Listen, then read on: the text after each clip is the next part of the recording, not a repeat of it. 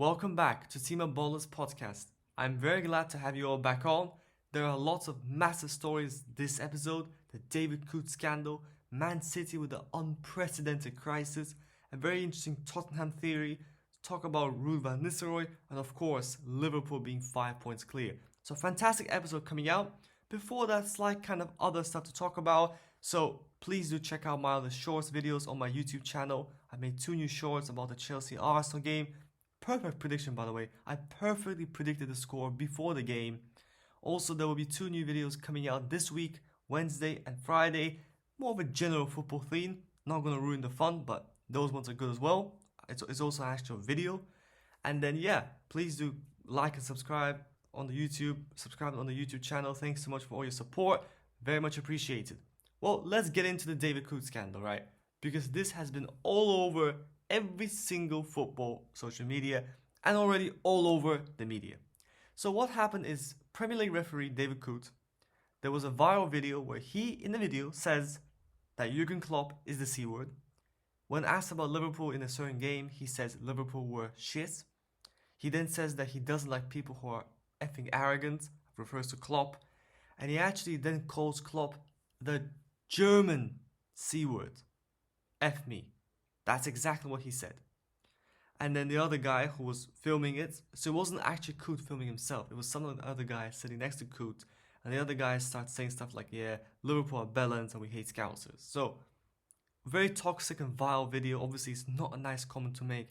And I think what people are missing out is the way he says Klopp German C word. Because when you bring in someone's nationality into the picture, then you get all the question about, well, it's a little bit of xenophobia, surely, because now you're bringing on the fact that he's German, and you're highlighting the fact he's German. If he was British, you wouldn't be saying, oh, that British C word. Nah, you're saying he's a German C word. What's wrong with being German? Of course, England, Germany, we all know what's been going on there.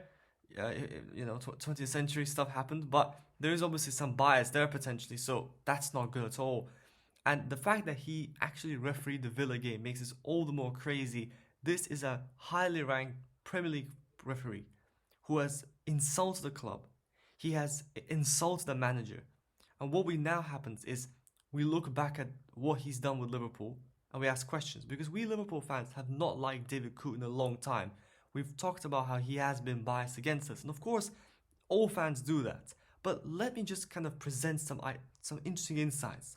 So last season, that very controversial Doku penalty that was not given on McAllister, right? Mike Oliver, Anfield, David Coote was the VAR.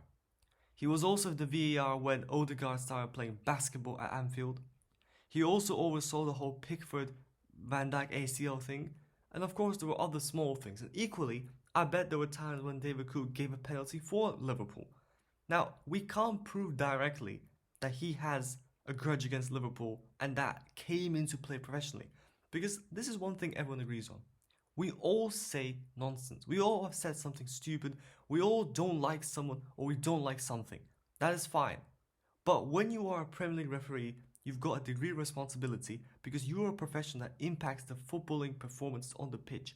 And moreover, getting caught on video is the worst. Like, I can't believe he actually sent us on video. It is unthinkable how stupid it was. And then actually later in the video, he says, this effing video should never come out ever. But it did, right? There's clearly some snake or some leak happened and he's now been exposed.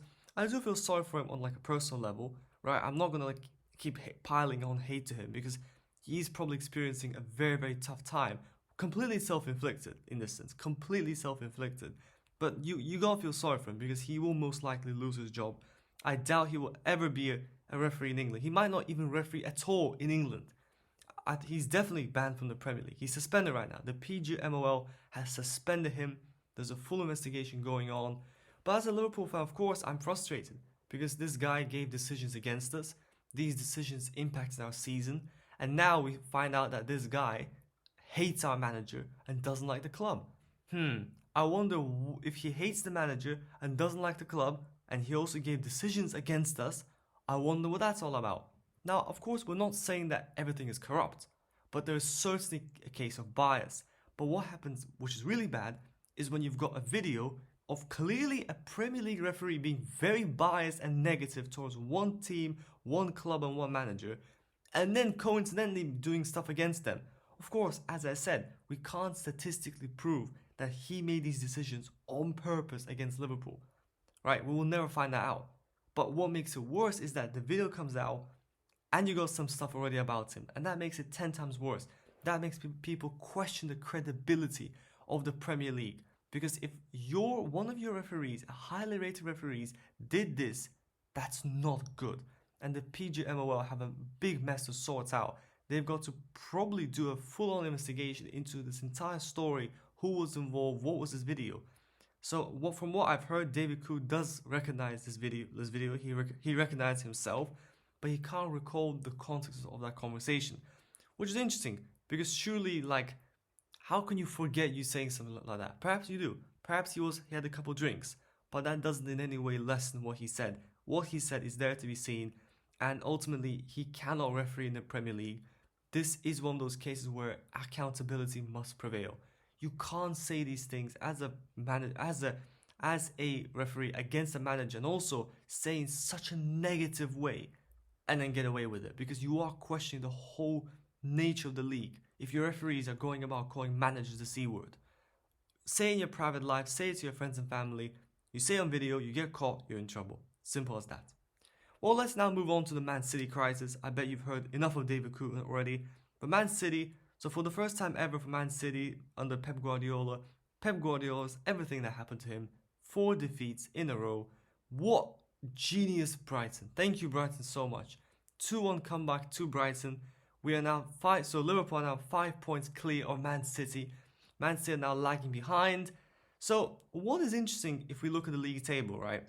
So they've scored the second most goals. So they are scoring goals, but they've conceded double than what Liverpool's conceded. So what's happening is they're scoring more goals, no question, but they are conceding a lot more. They've also got a terrible run of form. And if we actually look at the lineup against the Brighton game, you can't really use injuries as that much of an excuse. Because, okay, fair enough, Simpson... Okay, let me just say this. Man City number 66, Simpson somebody, was a centre-back. You had Kyle Walker at centre-back, Rico Lewis, Josko Gvardiol, Kovacic, Foden, Gundogan, Savinho, Nunes, and Haaland. So, of course it's not that bad. De Bruyne comes off the bench, Bernardo Silva comes off the bench. So, you can't say they've got a massive injury crisis when they've still got some of the best players in the world playing. But certainly there's some kind of hard to explain what's been going on. Is it a loss of form, a defensive calamity? Is it just a lack of motivation? Is the 115 getting to them? Is the whole idea of Pep leaving getting to them? Can they bounce back? I think they will. I think they will start to claw back points. I do think that, in the sense that I think we'll start winning games again. Will Man City be the same machine they were last season? I don't think so, because it's very hard to be. It's very hard to be a sensational team with Rodri. It'll be even more difficult to be a sensational team without Rodri, especially when I look at that Man City team, and age is really starting to come at them. Kevin De Bruyne, aging. Kyle Walker, aging. Then John Stones, also not very young, and he's being injured. Ilkay Gundogan, aging. So there's an aging squad. Some of their best stars have been underperforming, like Foden, which I think has really undermined them as well. So it's a mix of injuries, lack of fitness, aging, drop of form, and Man City are in crisis. Haaland scored a goal. He's still one of the best players in the world. But look, of course, as a Liverpool fan, this is phenomenal. And I think ultimately for the league, most league fans will be super happy that finally Man City are not dominating. And maybe we will not have 5 in a row. It's for the better of the sport that one team does not win 5 titles in a row. But of course, I do kind of feel for Man City fans when your team's winning, and then you lose 4 in a row. It is quite bad.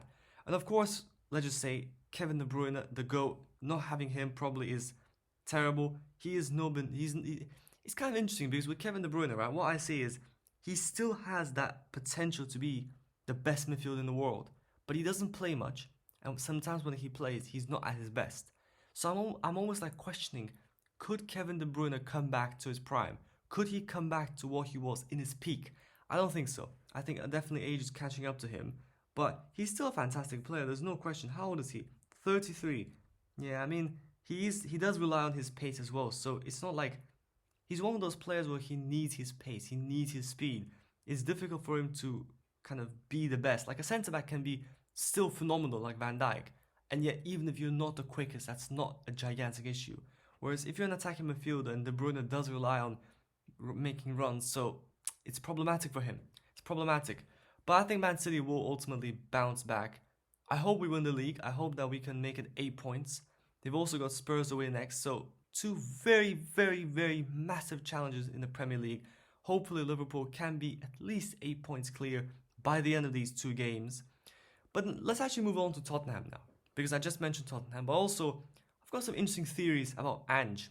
Very interesting theories. So they lose 2-1 to Ipswich at home. So what's funny about Spurs is, I mean, they literally are Spurs. People say that like Spursism can't exist. It does. So Spurs are 10th place in the league, 16 points.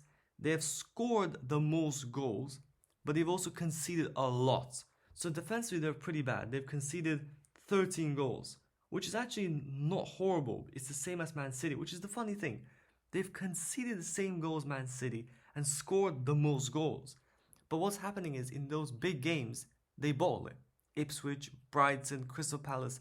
In these games where they need a goal, they ball it. But then when they play Aston Villa, oh my god, they're flying 4-1.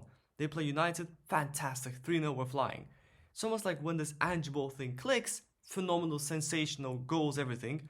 When it doesn't, oh no, frustrating, annoying, oh, disgruntled fans. So my theory with Big Ange is, first of all, I respect him. I like Ange Postecoglou, I like his personality, and I think that he's, in a way, the perfect man for the Spurs job. Spurs needed this mentality change. Spurs have a mentality problem. It's not a problem of quality. If you look at the players they've had over the years, that is more than enough to win you a trophy. A League Cup, an FA Cup, a Europa League. They should have won something, because teams with far worse teams, not far worse, but like, okay, Leicester won the FA Cup. Arsenal won the FA Cup with a much worse team. Liverpool won the League Cup. Man United, Man City, we've won, all of us have won something. So just for Spurs to not win anything is not down to just the team. It's not even down to the manager, because you've had Antonio Conte, you've had Jose Mourinho, you've had these fantastic managers who should have brought the winning mentality, but they weren't supported. Maybe they weren't backed in the correct way. Mourinho was sacked right before a final. Conte just lost it because he had enough of Spurs. And now you've got Ange, and they're being patient, and he is getting frustrated. The first frustrations really came through after that 2-0 loss to Man City, where essentially Spurs fans chose to support Man City in order for Arsenal to not win the league. And I think that really irritated Ange, and he said that he learned a lot of things in and outside the club. And now this season he's been quite defensive. He's been talking like, what are you talking about, mate? I'm not going to quote him. You can go watch his interviews yourself, of course. He's an interesting personality, and he was actually quite, he did accept responsibility after the Ipswich game, saying, ultimately it's on me, and I as a manager I've got to go out there and find a new solution. This whole attacking style of football was brilliant for his first 10 games, but since then it's just not always working. You're being caught out, you can't really defend, you're being caught on the counters. Ipswich absolutely obliterated you on the counters, and when you are conceding goals, oftentimes you can't score. You find it difficult to score because your opponents can defend against you. They put a lot of people back. So sure, Ndogi, Porro will go forward, but then you get exposed. So that kind of compromises it. Sure, you score the goals, but you can't score 5 goals a game, because if you did, you would win everything. But Spurs can't score 5 goals a game, partly because they haven't got a striker who will score them 30 goals a season. They haven't got Erling Haaland. They haven't got Mo Salah. So you're trying to score 5 goals a game with players who can't do it, and you're not defending. So you end up with this funny situation where statistically on the goals scored and conceded, you should be quite high up the league. But then in terms of the actual what you've done, you're quite low down the league, because in those big moments you didn't score. And with Ange Postecoglou, my kind of theory is, maybe what's happening is we need to look at this not from a rational, logical, analytical point of view, whereby this makes no sense. He's got a style of play that doesn't work. It's clearly not working. His win rate is going down, and his performance against some of the big teams is very poor. But maybe we ask the question, maybe this is about mentality.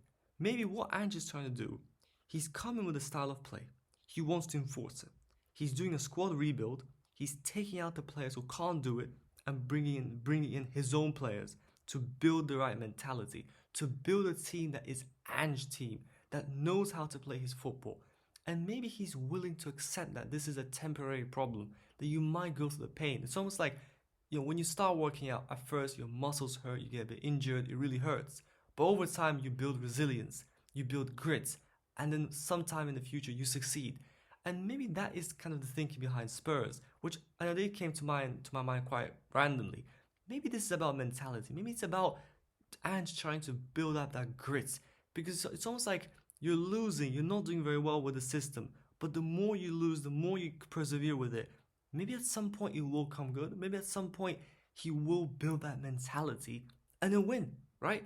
Use those losses, use that embarrassment, use that frustration to then fuel success. So perhaps he will win a trophy, like he said he would in his second year, perhaps. Moving on now to Ruud Van Nistelrooy at Manchester United, 3-0 win over Leicester, and he got sacked. I mean, not sacked, basically Ruben Amorim, the new Man United manager, does not want to keep Ruud Van Nistelrooy as a coaching staff. Hence, Ruud Van Nistelrooy and some other coaching staff will leave Man United despite 3 wins, 1 draw as interim manager. And by the way, interim manager after a complete meltdown with Erik ten Hag. So look, undeniably, Ruud's done a good job. He's come in as a decent interim, he's kept the ship steady, he beat Leicester twice, he beat PAOK FC, which might sound this is way too easy, but let's not forget that Man United was struggling to beat these very teams. Man United was struggling to beat FC20. They couldn't beat Crystal Palace. So when Man United now beat Leicester and when they beat PAOK FC, that is credible. Because given the level of crisis in that team, to win all those games is decent. They had a draw against Chelsea, so it's not bad. It is not bad at all. 3 wins in 4 games, despite the calamity that was going on there. But ultimately, he can't really work with the new manager. The new manager wants his own people. He doesn't want the shadow of Ruud Van Nistelrooy standing right next to him. He wants to do something else, and that's part of the thing, right? You've got to give your manager trust. If you want to have a successful project, you have to empower your manager. Let them do a clear out. Let them bring the right people in. Let them make decisions. With Jurgen Klopp, he made decisions. We sold players. We rebuilt the team. With any successful manager like Mikel Arteta as well, you've got to be able to clear out players. A manager can't just be forced to work with what there is.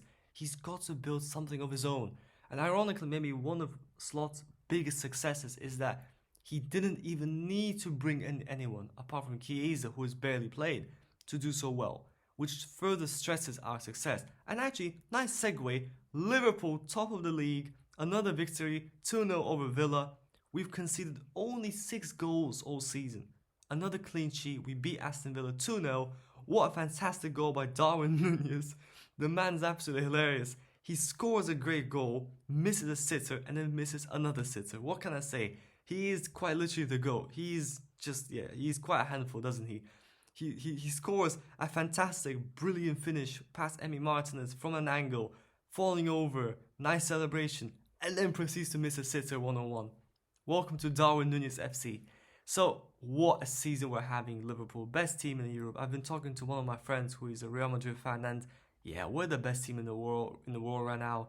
Top of the Champions League, top of the Premier League. Goals are coming our way. Our defense is like literally made from steel. Literally made from steel. We literally can't concede. Keep on keeping these clean sheets going brilliantly. So as a Liverpool fan, ecstatic, absolutely ecstatic. Arne Slot, even if we don't win the league hypothetically, even if we don't win the Champions League, just give this man some credit. To walk in the door and to do this is just phenomenal. And more, of course, big tests. We've got the Real Madrid game in November and the Man City game then right after. So I'm super excited. I'm very, very looking forward to cover these games. So yeah, let me know down in the comments below on YouTube what you think of this. Let me know your opinions. Do leave a like and please do subscribe. It really helps the channel, really helps support. I'm very happy to see the channel growth. I do promise to continue with videos, with shorts, and do all the best I can. I'm also a full-time university student, so do excuse me. I'm in my 3rd year, so quite a lot of test exams. So I'll do my best. Thanks so much for listening and have a fantastic time.